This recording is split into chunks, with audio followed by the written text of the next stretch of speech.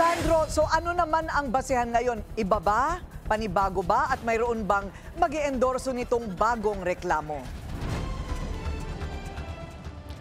Corina, tatlong grounds ang nakitang dahilan ng grupong naghain ng ikatlong impeachment complaint. Dalawang kongresista naman ang nag-endorso rito. Mga pari mula sa Diocese of Novaliches, Order of Carmelites, Congregation of the Mission, mga abogado mula sa Union of People's Lawyers sa Mindanao at mga NGO ang naghain ng ikatlong reklamo laban kay VP Sara. Ang kanilang basehan, ang mga lumabas sa pagdinig ng Kamara kung paano ginasta ng pangalawang Pangulo ang confidential funds. Culpable violation of the Constitution. We also have the ground bribery. We also have the ground graft and corruption, plunder, malversation, and technical malversation. Ultimately, the ultimate ground is betrayal of public trusts. Git pa nila, dahil sa mga lumabas sa mga pagdinig, iisa lang ang obligasyong gawin ng mga kongresista. The legal and constitutional obligation of the members of the House of Representatives to impeach and for the Senate to remove from office the sitting Vice President of the Republic of the Philippines. It has now become their moral obligation to do so.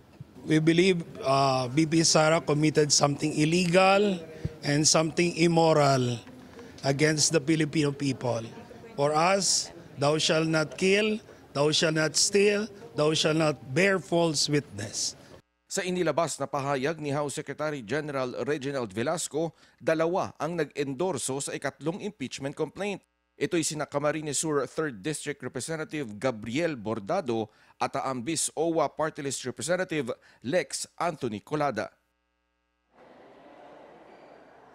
Corina, lahat ng impeachment complaint ay nasa tanggapan pa rin ng House Secretary General at hindi pa rin ito na ipapadala sa tanggapan ni Speaker Martin Romualdez. Kaya sa susunod na taon na talaga matatalakay ito sa plenaryo. Corina, sa huling sesyon naman ng Kamara kahapon, inirekomenda ng Quadcom sa plenaryo na makasuhan ang dating Pangulong Rodrigo Duterte, si Senador Bongo at Bato de la Rosa, gayon din ang mga dating opisyal ng PNP. This report is not merely an account of our work, Mr. Speaker.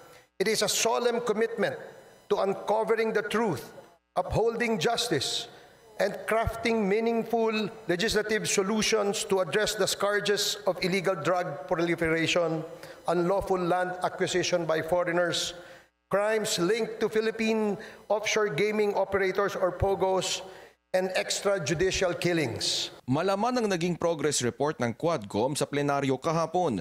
Laman ng 43 pahinang report ang mga rekomendasyon ng Quadcom. Kabilang dito ang 30 mga bago at aamyendahang batas.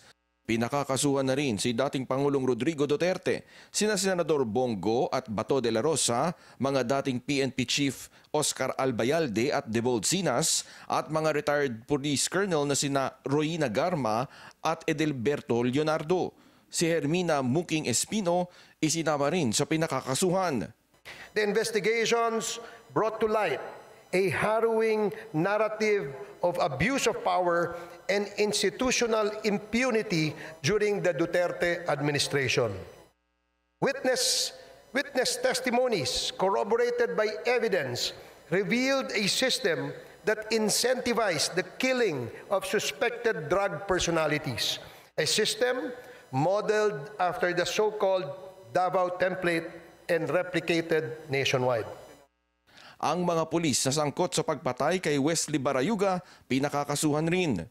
Dawit din ang ilang personalidad kaugnay sa pagpasok sa bansa ng ilegal na droga, partikular ang 360 kilos ng shabu na nasabat sa Mexico, Pampanga, at ang pagpatay sa 3 Chinese nationals sa Davao Prison and Penal Farm noong August 2016. Pinabulaanan ng isang kongresista ang paratang na politika ang nasa likod nito. For Chairman Barbers and myself, we are not running anymore in this forthcoming election.